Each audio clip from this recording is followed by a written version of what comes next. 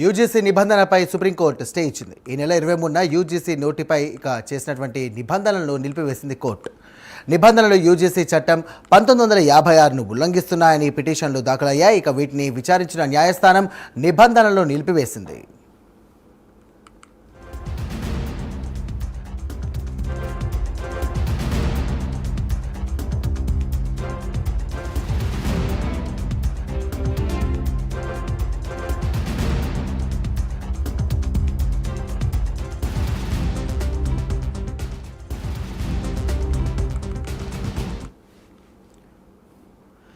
Breaking చూస్తున్నాం. UGC నిబంధనలపై supreme court stay ఇచ్చింది. ఈ నెల 23న యూజీసీ నోటిఫై చేసినటువంటి నిబంధనలు నిలిపివేసింది. నిబంధనలు యూజీసీ చట్టం 1996ను ఉల్లంఘిస్తున్నాయని పిటిషన్లు దాఖలయ్యాయి. వీటిని విచారించినటువంటి న్యాయస్థానం నిబంధనలు నిలిపివేసింది. ఇదే అంశానికి సంబంధించి మరిన్ని డీటెయిల్స్ అందించడానికి మా ఇన్పుట్ ఎడిటర్ నరసింహారావు సిద్ధంగా ఉన్నారు. నరసింహారావు, చెప్పండి. యూజీసీకి సంబంధించినంత వరకు కొత్తగా రూపొందించిన నిబంధనలు దేశవ్యాప్తంగా కొంత విమర్శలకు దారితీస్తున్నాయి. ముఖ్యంగా యూనివర్సిటీలకు సంబంధించిన విద్యార్థులు దేశవ్యాప్తంగా ఈ అంశానికి సంబంధించినంత వరకు గత కొన్ని రోజులుగా ఆందోళన కార్యక్రమాలు చేపడుతున్నారు. ఈ నిబంధనలు ఖచ్చితంగా విద్యార్థులకు సంబంధించిన హక్కుల విషయంలో కానీ సామాజిక న్యాయానికి అంశానికి సంబంధించినంత వరకు లోబడి లేవు.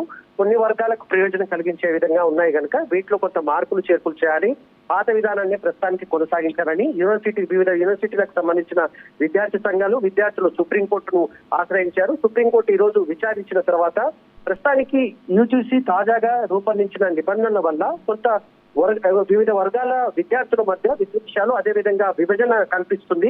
ఒక సెక్షన్ ఆఫ్ విద్యార్థులని ఇంకొక సెక్షన్ ఆఫ్ విద్యార్థులని మనమే విభజించినట్టు అవుతుంది కనుక అలాంటి నిబంధనలు ప్రస్తుతానికి సరికాదని సుప్రీంకోర్టు అభిప్రాయపడింది.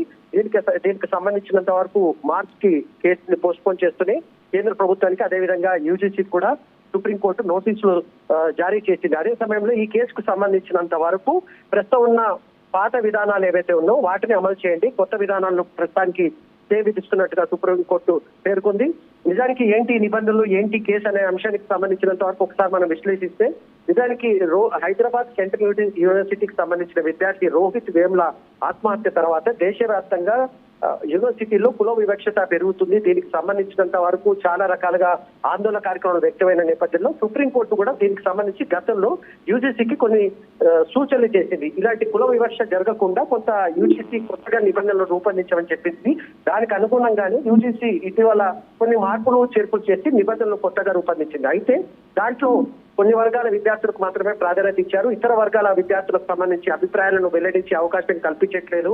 ఏకపక్షంగా నిర్ణయాలు తీసుకునే అవకాశం ఉంది. దీనివల్ల వేరే సెక్షన్ ఆఫ్ విద్యార్థులు ఇబ్బంది పడతారు కనుక ఆ రకమైన ఆలోచనలు సరికాదని విద్యార్థులంతా దేశవ్యాప్తంగా గత కొన్ని రోజులుగా ఆందోళన చేపట్టడం ఈ రోజు సుప్రీంకోర్టు మొత్తానికి ఈ మొత్తం వ్యవహారంపై మాత్రం తాత్కాలికంగా స్టే విధించింది.